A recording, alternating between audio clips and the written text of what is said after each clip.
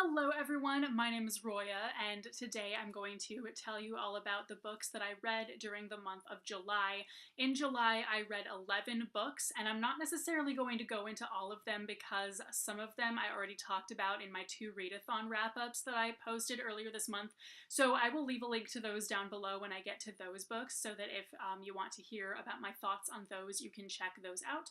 But anyway, my TBR challenge for the month was to read a historical fiction book, and that is what I did. I read Silent Night by Tori Phillips, and this book sounded cheesy as hell. I totally was expecting it to not be super good or anything, and to just be kind of a really light thing, because, but it actually ended up being amazing. So this is about a knight who has become a monk about 6 months prior to the start of the book.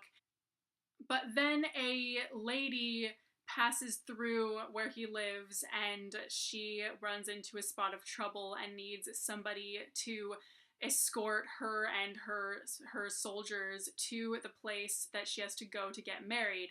And since this dude, this monk slash knight, knows the land kind of, and he understands French, and they're all from France, he's the only one who can really do that.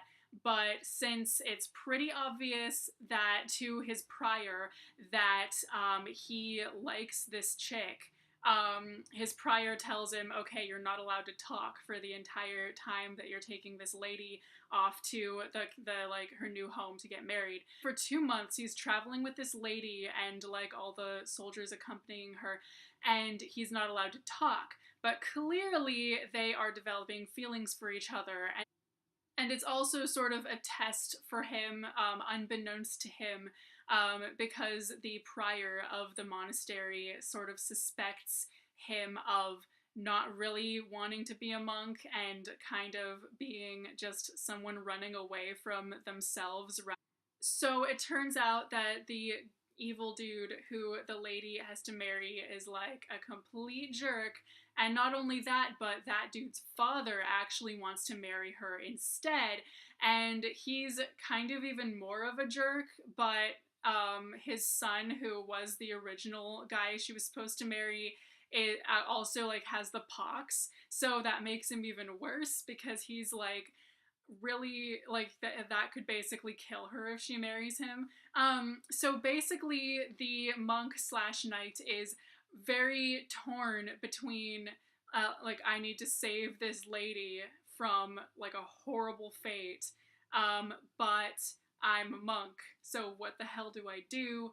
And so this book was a really fun adventure story with lots of fighting and more fighting and death and traveling. And did I mention the fighting? Because holy crap, there was some really awesome action in this and I loved it. So basically, the only thing that I really thought could have been better was the last chapter of it, because the very last chapter kind of jumps to 1 year later all of a sudden. So we don't actually, like, basically, we don't even get to see them get married. They just kind of go, yay, let's get married today. And we see that they get a happy ending and whatnot, and then suddenly it's 1 year later. So I would have rather seen, like, the last chapter be them getting married or something like that instead of 1 year later, because that sort of, like, ruined it just a little bit.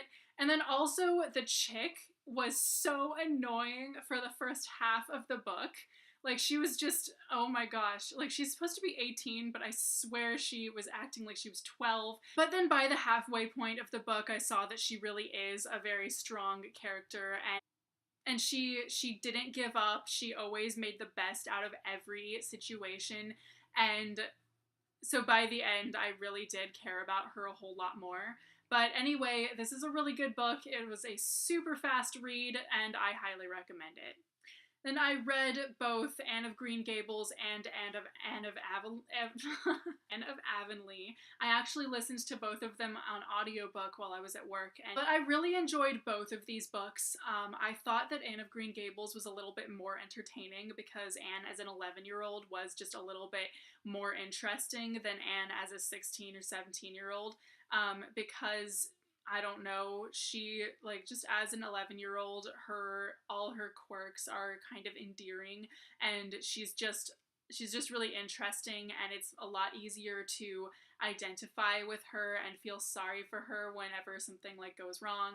But in this one, it just kind of, like, her character fell a little bit flat in some places because just her as an adult was just a little bit harder to identify with, especially since this time period's version of an adult, like, is 16 years old, and so she's, like, making a living as a teacher and all this stuff at age 16, and I was kind of like, okay, this is, like, a weird time period, but I don't know. Before I finished those, I read The Merciless by Danielle Vega, and this is a book that came highly recommended by Cece from Problems of a Book Nerd, who is definitely one of my favorite booktubers out there. She's really rad, but basically she seriously praises this book so highly, and she talks about it in tons of her videos.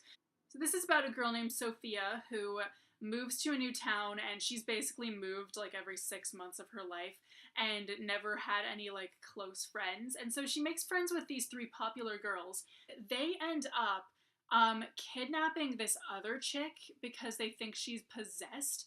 And so Sophia gets really freaked out and just feels like there's no escape, because if she defends this other chick, they're gonna like think she's possessed too. So it is a very creepy book, full of twists, and I definitely liked it a lot. I thought that it could have used a little bit more character depth, but at the same time, I didn't feel like anyone was hard to identify with because of it or anything like that. But this was also a very light read that was very quick to get through. Before that, I read Me Before You by Jojo Moyes, and this, I started reading it for Booktubeathon, but only got like 70 pages in before Booktubeathon was over.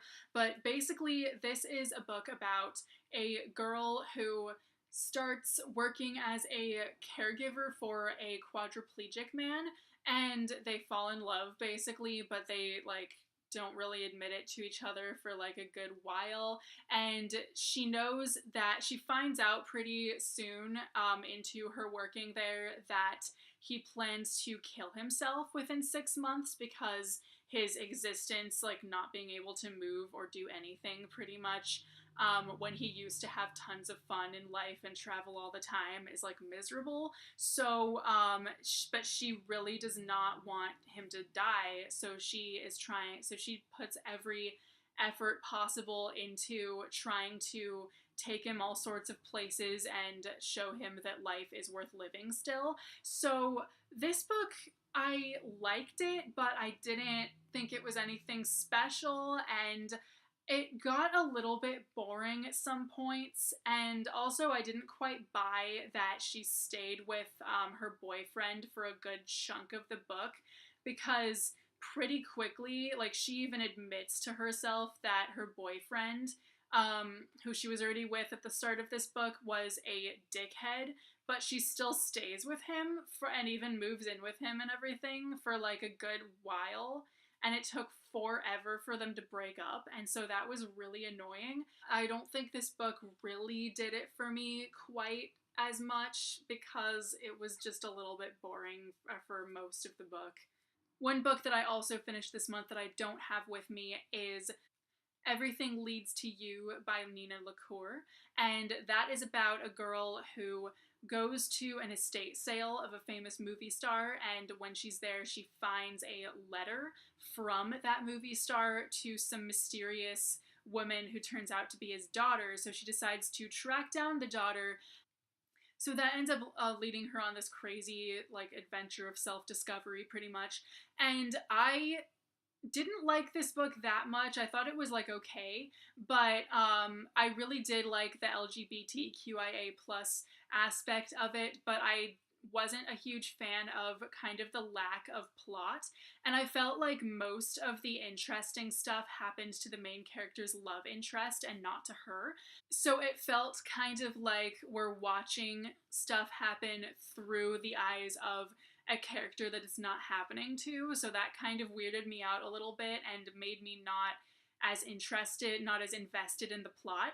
But basically, I really did like the fact that it was an LGBT book, but it wasn't about a main character like questioning her sexuality. Like instead, this main character has already dated women and already identifies as someone who likes other girls. So that aspect of the book was really good, and I guess if you're like, I don't think it's the best book ever, but it was still like pretty good. So I guess if you're just looking for more LGBT books out there, I definitely recommend checking it out. Next, I did also read 3 books for Booktubeathon, and I already talked about each of these in my Booktubeathon wrap up that I will leave a link to down below. So if you want to hear my further thoughts on them, you should go check that out.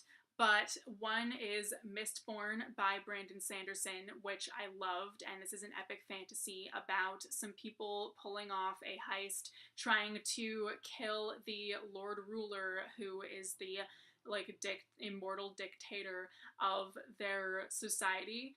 On a Pale Horse by Piers Anthony, which is about a dude who kills Death and has to take Death's place, which was really awesome. This was my favorite book of the whole Booktubeathon, so I go way more in depth with it in my Booktubeathon wrap up, so you can check that out down below. And Saga Volume 2, which was amazing, so yay. The biannual Bibliothon, I finished 2 books, neither of which I have with me, but one of those is The Unexpected Everything, which I liked a lot, like way more than I expected to, seeing as it's a contemporary and I'm not super into contemporaries. I didn't think it was the best book ever, and some parts of it just really fell flat for me, but there were some very funny moments in it. So if you want to hear more of my thoughts on that, you can check out my biannual Bibliothon wrap up in the description below. And the other book that I read during the biannual Bibliothon was The Archived by Victoria Schwab, which I really did not like at all, and I thought the whole thing was completely pointless, and I actually kind of regret reading it.